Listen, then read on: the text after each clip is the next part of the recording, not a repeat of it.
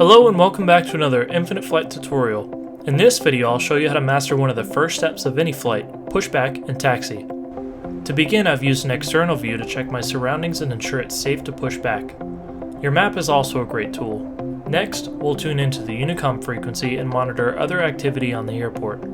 If there is no observed conflict, we'll open our systems menu and begin pushback procedures. I first configure the aircraft lights, selecting navigation lights to indicate my aircraft's movement and the beacon to indicate the operation of my engines. Now we can select pushback to get moving. As you're scanning your surroundings, it's important to develop a plan, whether pushing straight back onto larger ramps or pushing back onto the taxiway.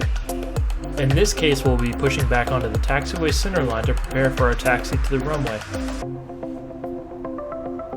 I'll first begin a slight turn, setting me up for a 90-degree turn onto the taxiway. For larger aircraft, you may need to begin this turn much sooner, as aircraft size has an effect on how wide the turn may be. As you line up on the taxiway line, you can stop the pushback by selecting Stop Pushback or simply engaging the brakes. Once on the taxiway or your chosen location for pushback, you can begin to start your engines and configure the aircraft for takeoff. When I'm ready to taxi, I'll announce my intentions on Unicom by selecting Taxi, followed by the runway I'm taxiing to, which in this case is runway 27. Typically, very little power is required to taxi, and pilots should avoid exceeding 40% N1 on the ground. Once moving, you can reduce the power even to idle in most cases. As we taxi, we'll utilize the rudder to remain on the taxiway center line, also using the attitude indicator as a reference point. Up ahead, I'll be crossing runway 27. To do this, we'll first slow down. Most 90-degree turns should be accomplished at or below 10 knots. Once slowed, I'll announce my crossing on the Unicom, turn on my strobes and landing lights, then begin my turn. When turning, you'll want to begin your turn slightly beyond the taxiway line, accounting for the aircraft's size, which is going to require a wider turn to roll out on the taxiway center line.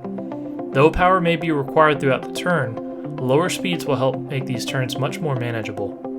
Once across the runway, we'll announce that we are clear of all runways on the Unicom frequency, turn off our strobes and landing lights, then continue towards runway 27 for departure.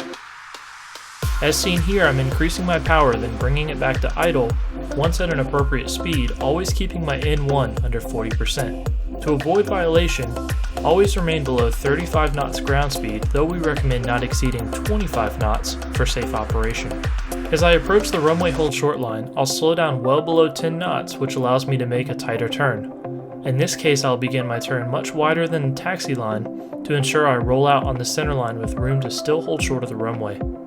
Once stopped, we can announce that we're holding short of runway 27 on Unicom.